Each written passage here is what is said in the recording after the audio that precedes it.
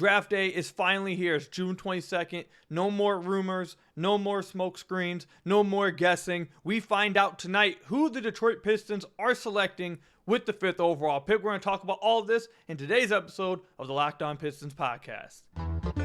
You are Locked On Pistons, your daily Detroit Pistons podcast. Part of the Locked On Podcast Network, your team every day.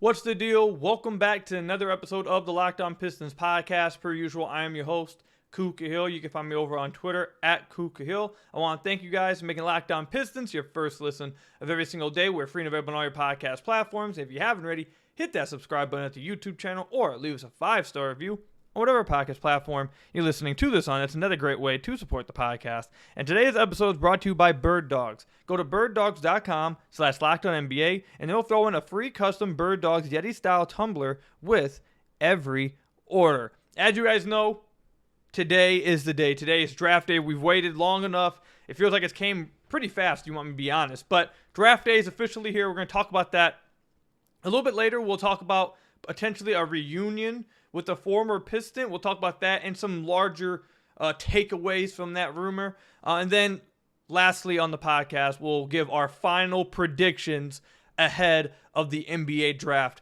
But first, we're going to talk about the NBA draft. Let's just talk everything that we're hearing right now. The latest we're hearing I'm recording this at 11 a.m. It will be posted probably an hour and a half from now.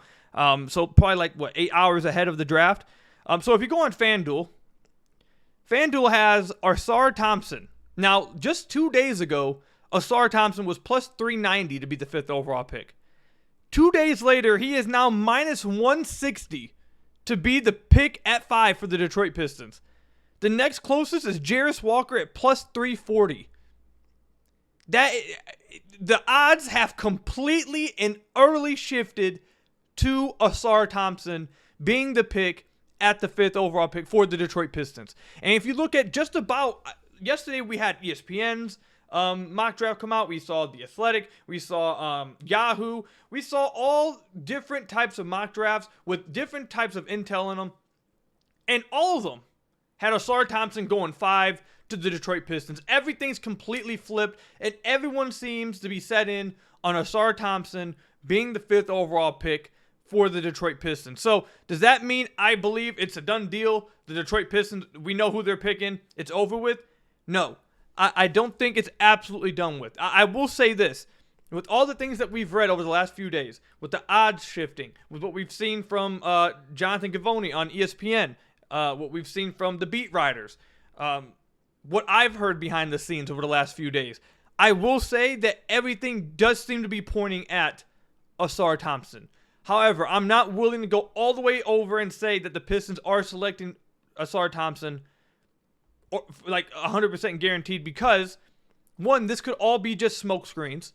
At the end of the day, the Pistons could just be putting out the biggest smoke screens ever to try to potentially hype up this 5th overall pick and maybe get more value out of it than they were being offered over the last few weeks. Because we know for a fact that they've been dangling the 5th overall pick. Doesn't mean they want to move off of it. Doesn't mean they're going to move off of it. But we do know that they've been dangling that 5th overall pick and trying to understand what the value is of it. And would it be a good idea for them to trade it? So maybe they haven't gotten the type of value they'd like for it. So now maybe they're putting out a bunch of smoke screens to try to, elevate the value of the pick. Who knows? Maybe that's what's happening. Also, maybe there's a team behind them that wants Ausar Thompson, so they're making it seem like that they really want Ausar Thompson, when really they would really rather pick Jarris Walker or a Taylor Hendricks or maybe even an Anthony Black or maybe a Cam Whitmore who, according to reports, may slide to the back end of the lottery. Maybe that's what their goal is here, to really make it seem like they're going with Ausar so they can trade back and just get one of the guys they really like while getting more assets. That's why I'm not going all the way in on the Pistons. I'm not 100% guaranteeing that they're picking Ausar Thompson. But I will say all signs, if they're not all smoke screens, all signs seem to be pointing at Ausar Thompson being the pick for the Pistons at 5. And you guys know I've been a big Ausar Thompson fan. I'm a big fan of the Twins in general. But I'm a big fan of Ausar, and I would be really, really happy if the Pistons picked Ausar at 5. I think he's the best pick there. That's who I would pick. That's who I picked in the Lockdown mock draft. And I just want to say this too. If Ausar Thompson's the pick for the Pistons at 5, Raphael, Leaf, everybody in the little draft reaction room for the Locked On mock draft, hey, I'm coming after all of you. Because you guys all laughed. Did a bunch of little trash talk about me picking Ausar at 5. If the Pistons actually end up picking Ausar at 5 now, I'm coming after all you guys. Just letting you guys know that, hey, all's fair, love and war, you feel me? But, I'm going to have to come back. I'm going to have to come back and clap back, you feel me? But some other stuff that we're hearing, according to our very own Raphael Barlow, is that the Pistons very much like Taylor Hendricks, and he's also in consideration at 5.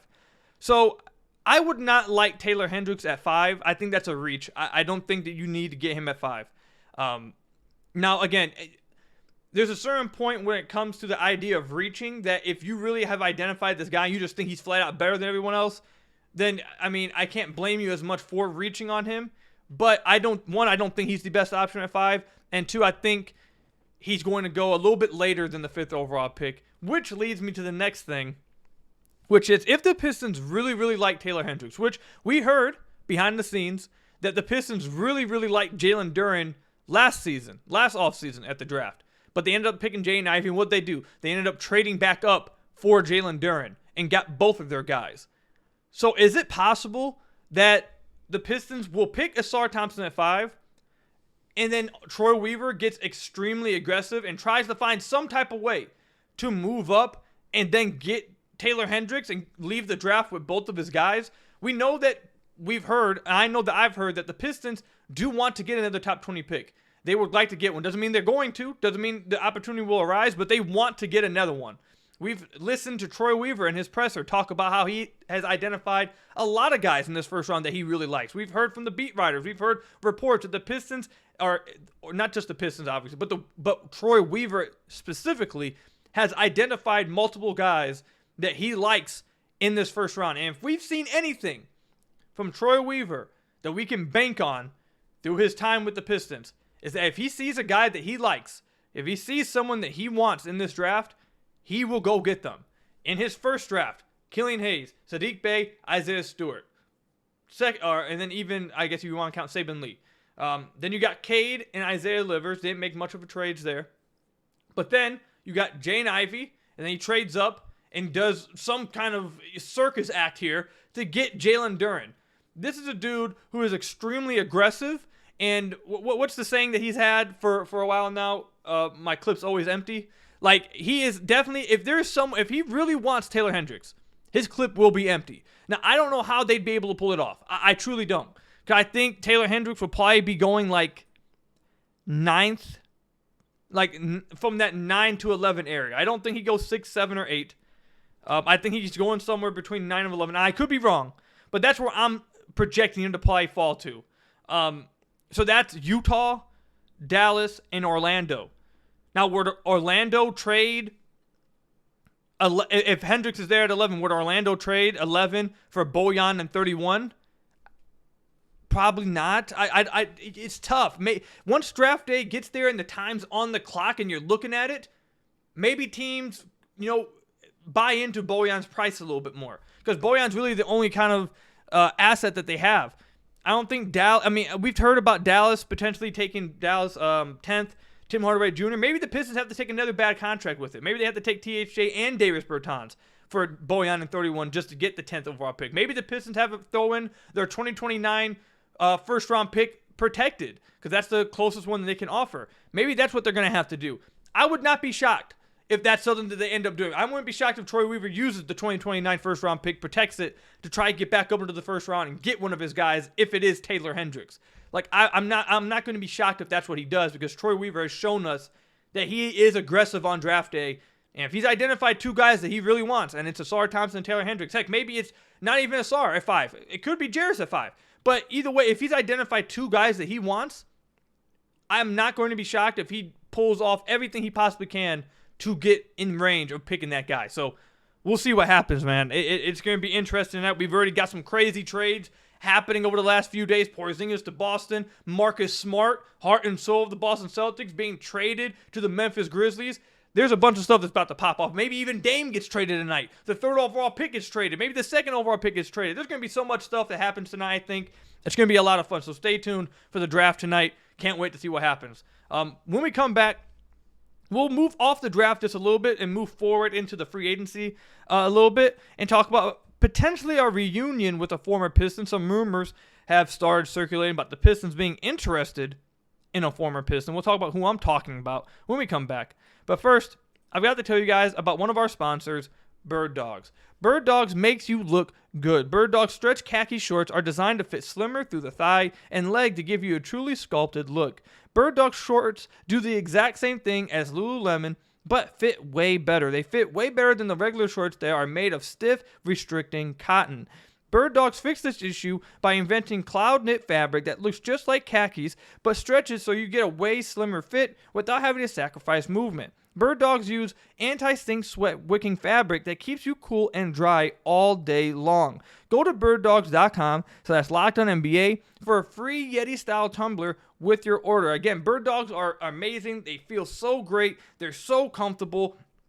They are absolutely amazing. It's the best option out there. So again, go to birddogs.com/LockedOnNBA to get your own pair of Birddogs, but also you can get a free Yeti-style tumbler with your order. Again, that's birddogs.com/LockedOnNBA for a free Yeti-style tumbler. You won't want to take your Birddogs off. We promise you again at birddogs.com/LockedOnNBA to get a free Yeti-style tumbler with your order. So I want to thank you guys again for making Locked On Pistons your first listen of every single day. We're free and available on all your podcast platforms. If you haven't already, head to the YouTube channel at Locked On Pistons. Hit that subscribe button or leave us a 5-star review on whatever podcast platform you're listening to this on. That's another great way to support the podcast. Before we move into this rumor involving the former Detroit Piston player, I want to say this one more time. I know we spent a lot of time talking about Ausar Thompson in that first segment. While I think that signs are pointing to Ausar, and I would love Ausar to be the pick, that does not mean that Jarris won't be the pick. That does not mean that maybe Taylor Hendricks won't be the pick. Heck, maybe all the smoke screens about Cam Whitmore and his workouts, his interviews, causing him to slide, maybe all of that is just smoke screens, and the Pistons pick him at 5 anyways. Maybe all of this is just lies that are being put out there. Who knows? I think I'm not going to, actually, I can't give my predictions yet until the end of the podcast. But I just want to make it clear that while signs seem to be pointing at Ausar, that does not mean that's for sure what's happening. I don't care if Fanduel has a minus 160. It's very possible they still could take Jarris. It's very possible they could still take Taylor Hendricks. It's very possible they may just say screw it and take Cam Whitmore anyways. So it's going to be interesting tonight. Stay tuned. But now we move into, it involves a trade, but it affects the free agency, the Detroit Pistons free agency this offseason. Tobias Harris, who is on a 1-year contract right now with the Philadelphia 76ers, former Detroit Piston, obviously, we all remember Tobias. Apparently, the Detroit Pistons, Cleveland Cavaliers, and the Indiana Pacers have all reached out to Philadelphia to talk to Daryl Morey about Tobias Harris. This is all from the Philadelphia Inquirer. This is from Keith Pompey, our very own Locked On host at Locked On Sixers.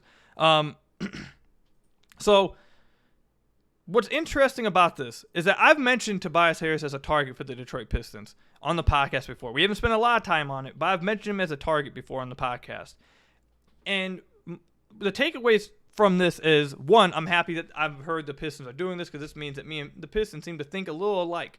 So, feeling pretty good about that. Maybe I'm a little bit smarter than I think I am. But anyways, all joking aside, what this signals to me is that the Pistons seem to understand. And I think Pistons fans are going to need to come around and understand is that this free agency class is I don't want to say very weak because that's kind of disrespectful, but it's not very strong, I guess. It's not a very strong free agency class. And the guys are at the top of this free agency class. The Pistons do have cap space, obviously, but the people at the top of this free agency class, you got Chris Stopps, who just opted in and went to Boston. The Pistons aren't interested in Russ. James Harden's going back to Philly. They're not interested in him. Kyrie Irving, not interested in him. Chris Middleton, I don't think there'll be interest in Chris Middleton. I don't think he makes much sense. He's coming off an injury. And he's 32 years old, coming off an injury. I'd stay away from him. And I think he's going back to Milwaukee anyways. I don't see why he'd want to come back to Detroit, the team that traded him. But outside of that, you're looking at this free agency class like who are we looking at? Jeremy Grant? Sounds like Portland isn't blowing it up. He's going back to Portland then. Cam Johnson? The Brooklyn Nets just turned down, apparently, according to reports, last year turned down 2 first-round picks for Dorian Finney-Smith. Does that sound like a team that's willing to just auction off guys and get rid of guys? Or does it sound like a team that wants to move forward with these guys? It's going to take a ton to get Cam Johnson. I don't even think a ton could do it. So then you're out. Really, Kristaps is one of the targets. He's out. Jeremy Grant, I believe he's out. Portland doesn't rebuild. It doesn't sound like they are. So Jeremy, off. Cam Johnson, off. So what's the other best way to utilize your cap space then? If the rest of the free agency class isn't that strong, and the guys you do want seem to be hard to get, what's the next best way to utilize your cap space? Well, you could. There's 2 options, or there's more than 2 options, but I think the 2 options the Pistons are looking at is, one, they could just spread their cap space out across like 2 or 3 players. They could go after like a Kelly Oubre and Yuta Watanabe, and that can be their free agency, which I don't think would be awful. I'd be fine with that, but I think Pistons fans have been boosting themselves and believing that the Pistons are going to do something big this offseason. They're going to be making some big swings in free agency. They're going to be doing some big trades. And I've been trying to tame it a little bit because I don't think that's what they're going to do this offseason. But that's a scenario they could go. They could go Kelly Oubre and someone. They could go maybe Dylan Brooks and someone else. Yuta Watanabe is someone we've mentioned a lot. We're running out. Torrey Craig, like maybe they spread it amongst those type of guys. That's an option. A second option is, well, free agency isn't that great. Why don't we scour the trade market for a guy that's on a bigger contract, close to what we'd be offering one of these top guys in free agency, and see if we can just absorb him in a trade. A team that's trying to get off his contract. A team that wants to free up some cap space. Instead of making a free agent signing, our free agent signing will be basically just absorbing some other dude's contract, which is where you bring in Tobias Harris, who maybe the Sixers, the thought process was maybe the Sixers are trying to move off of his contract because he does have 1 more year on his contract, but maybe they want to move off of him, create some cap space so they can get some other people in this offseason. Maybe they want to try to move on to some different players this offseason. And moving off of Tobias' contract obviously would help that somewhat. He's being paid $39 million this year, but then he's a restricted free agent next year. So the idea, and it's not just Tobias. I'm sure there's some other guys we can target in the exact same idea. But the thing with Tobias, the whole idea behind it is, okay, Tobias is on a 1-year contract. If he was on free agency, he'd be one of the top free agents for us. We'd be very interested in him. So it'd be basically a free agent signing. We maybe send Bagley back, whatever. Maybe we send Wiseman back or something like that. You take back Tobias. You play through the season with Tobias. If Tobias plays really well at 31 years old and you want to give him like a 2-year extension, 3-year extension, okay, then you do that around midway through the season. But if you don't want to extend him, he's playing well, but you don't want to extend him, or he's not playing well at all, you also then have 2 options with that. You then can auction him off at the deadline. If he's playing well, you could take advantage of that value because teams will want a Tobias Harris on an expiring contract who's playing really well. If they want to make a push for the playoffs, teams will want that. Tobias is a really good player, so you could do that, try to flip his value over. Or if he's just not playing well and it's not working out, then you just ride into the offseason, his contract expires, and now you're free $39 million, and you can go right back into next free agency and try to do something different. So it keeps you flexible all throughout. There's like 3 different avenues you can go down, and it keeps you extremely flexible when it comes to team construction. So that's why I've been targeting Tobias Harris as a big-time guy to go after if they're not going to get one of their top free agents, because you just remain so flexible and you can go different routes. But according to reports, the teams who have reached out for Tobias have said that the asking price for him has been outrageous. So it doesn't seem like that Daryl Morey wants to just move off his contract and go get some other guys. He wants to move off his contract while also getting assets in return. And if you know who Daryl Morey is and what he does with his players, it shouldn't come off as a surprise, honestly, that he's trying to put on a ski mask and steal from people. So it's not shocking with that. It sucks because I thought Tobias actually was a pretty good target for the Pistons if they missed out on some free agents. I thought that would be a really good idea. But I'm sure there are some other players throughout the league. I don't have them in front of me right now. But I'm sure there are some other players across the league who, if you just replace the name Tobias Harris with someone else, they can fit the exact same scenario I just explained to you guys. Guys who want a bigger contract, 1-year deal, you can absorb their contract. If they play well for you, it's like their free agent signing. If they play well for you, you can talk about an extension midway through the season, 2-3 years. If they don't play well, or if you just don't want to extend them, you can either, one, ship them off for some value at the trade deadline, or you can just walk into free agency with another $30 million wide open and be even more flexible again next offseason. They can do that with I'm sure a lot of players. Tobias is just one of them that I identified, and it seems like the Pistons identified as well. So maybe Daryl Morey moves off of his stance with that, but I doubt it. So probably need to move on with the Tobias Harris hopes there. But the thought process stays the same. I wouldn't be shocked if the Pistons did the same thing just with a different player in the NBA. I'm interested to see how they use their cap space with the type of free agency that is presented in front of them. So let me know what you guys think about all that in the comment section down below or over on Twitter at Kuka Hill. When we come back, final predictions for what's going to happen in the NBA draft tonight. Stay tuned. But first, I've got to tell you guys about one of our sponsors, eBay Motors. For a championship team, it's all about making sure every player is a perfect fit. It's the same when it comes to your vehicle. Every part needs to fit just right. So the next time you need parts and accessories, head to eBay Motors. With eBay Guaranteed Fit, you can be sure every part you need fits just right the first time around. Just add your ride to My Garage and look for the green check to know the part that it will fill, or you'll get your money back. Because just like in sports, confidence is the name of the game when you shop on eBay Motors. And with over 122 million parts to choose from, you'll be back in the game in no time. And after all, it's easy to bring home a win when the right parts are guaranteed. Get the right parts, the right fit, and the right prices on ebaymotors.com. Let's ride. eBay Guaranteed Fit, only available to U.S. customers. Eligible items only. Exclusions apply at ebaymotors.com. So I want to thank you guys again for making Locked On Pistons your first listen of every single day. We're free and available on all your podcast platforms. If you haven't already, head to the YouTube channel at Locked On Pistons. Hit that subscribe button or leave us a 5-star review on whatever podcast platform you're listening to this on. That's another great way to support the podcast. This segment will not be long. It's just my final predictions. Before I give mine, I want to tell you guys to let me know what your guys' predictions for this draft are tonight in the comment section down below, or tweet them at me at Kuka Hill. I want to hear your guys' final predictions. No more going back and forth. No more guessing. No more flip-flopping on your guesses, I should say. I want to hear your guys' predictions, your final ones right now. If someone says like some crazy prediction that involves trading up to the exact number with the exact name and everything, then I'll shout you out on the podcast and I'll highlight your comment, whatever. So let me know your guys' predictions. But this is my prediction. Here we go. Now, despite everything I was saying earlier about maybe Ausar isn't actually the pick, I think he's going to be the pick. I think the Pistons are going to take Ausar Thompson at 5. That's my prediction. And my prediction is not finished. I think the Detroit Pistons will move back up into the top 20 to take another player. I think that is very likely. I don't know, but I think I could see Troy Weaver getting so aggressive and wanting to get Taylor Hendricks in this draft with Ausar that maybe he uses the first round pick that they have at their disposal in 2029. I think it's possible.